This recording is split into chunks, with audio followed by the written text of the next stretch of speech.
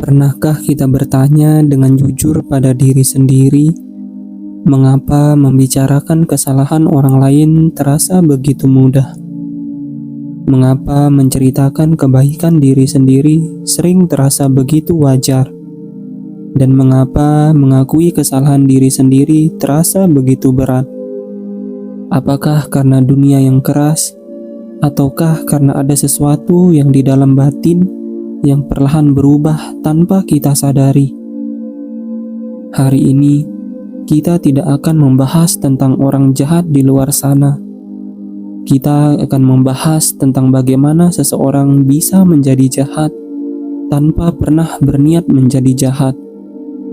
Sang Buddha menyebutnya dengan sangat sederhana, tetapi menghakimi tanpa menyudutkan. 4 cermin yang jika kita berani melihatnya, akan mengubah cara kita berbicara, menilai, dan cara kita hidup. Sang Buddha berkata, seseorang yang memiliki 4 kualitas ini dapat dimengerti sebagai orang jahat. Perhatikan kalimat ini dengan tenang. Beliau tidak berkata, orang ini pasti jahat. Beliau hanya berkata, dapat dimengerti sebagai orang jahat. Artinya, ini bukan label. Ini adalah arah batin. Dan yang lebih mengejutkan, 4 kualitas ini sangat akrab dengan kehidupan kita hari ini. Kualitas pertama, gemar membuka aib orang lain. Sang Buddha menjelaskan, orang yang jahat akan menceritakan kesalahan orang lain, bahkan ketika tidak diminta. Dan ketika diminta, ia akan bercerita panjang lebar, lengkap, detail, tanpa jeda. Renungkan sejenak. Di zaman sekarang, ini muncul sebagai gosip berkedok kepedulian, kritik berkedok kejujuran, membongkar kesalahan orang lain demi validasi diri. Mengapa ini terasa menyenangkan?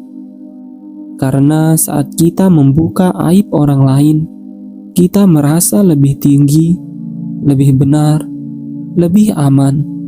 Padahal setiap kata yang kita ucapkan sedang membentuk watak batin kita sendiri. Kualitas kedua, tidak melihat kebaikan orang lain. Sang Buddha berkata, orang yang jahat tidak mudah mengungkapkan kebaikan orang lain. Bahkan ketika ditanya, ia menjawab dengan singkat, dingin, dan seadanya. Hari ini tampak sebagai sulit memberi apresiasi, cepat melihat kekurangan orang lain, merasa terancam oleh kebaikan orang lain. Padahal melihat kebaikan orang lain tidak mengurangi nilai diri kita. Justru batin yang mampu melihat kebaikan adalah batin yang tidak kekurangan. Kualitas ketiga, menyembunyikan kesalahan diri sendiri. Sang Buddha melanjutkan, orang yang jahat tidak mengungkapkan kesalahannya sendiri. Bahkan ketika ditanya, ia mengecilkan, menyamarkan, membenarkan. Hari ini kita melihatnya sebagai selalu merasa paling benar, sulit meminta maaf, menyalahkan keadaan. Padahal mengakui kesalahan bukan tanda kelemahan. Itu adalah tanda keberanian diri. Kualitas keempat, memamerkan kebaikan diri sendiri. Sang Buddha berkata, orang yang jahat mudah menceritakan kebaikan diri sendiri, bahkan tanpa diminta. Hari ini tampil sebagai pencitraan spiritual, pamer kebaikan di media sosial, mencari pengakuan dari kebajikan. Kebaikan yang sejati tidak membutuhkan panggung. Ia cukup hidup di dalam batin dan dalam dampaknya pada orang lain. Ia cukup hidup di dalam batin dan dampaknya dalam bagi orang lain. Kemudian Sang Buddha menunjukkan arah yang sebaliknya. Orang baik adalah mereka yang menjaga ucapan tentang kesalahan orang lain, murah hati melihat kebaikan orang lain, jujur mengakui kesalahan diri sendiri, rendah hati atas kebaikan diri sendiri.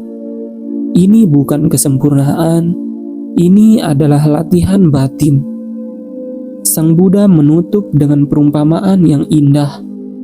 Seorang pengantin baru awalnya penuh rasa malu dan hati-hati. Namun setelah terbiasa, ia bisa menjadi kasar jika kewaspadaan batin menjadi hilang. Begitu pula kehidupan spiritual. Ketika kita merasa sudah biasa, sudah lama, sudah paham, disitulah batin mulai longgar. Sahabat jejak terang, keempat kualitas ini bukan untuk menunjuk siapapun. Ini adalah cermin untuk diri kita sendiri. Hari ini, sebelum berbicara, kita bisa bertanya, apakah ini membuka aib? Apakah ini mengangkat kebaikan? Apakah ini jujur pada diri sendiri? Apakah ini lahir dari kerendahan hati? Jejak terang tidak dibangun dari kata-kata yang besar.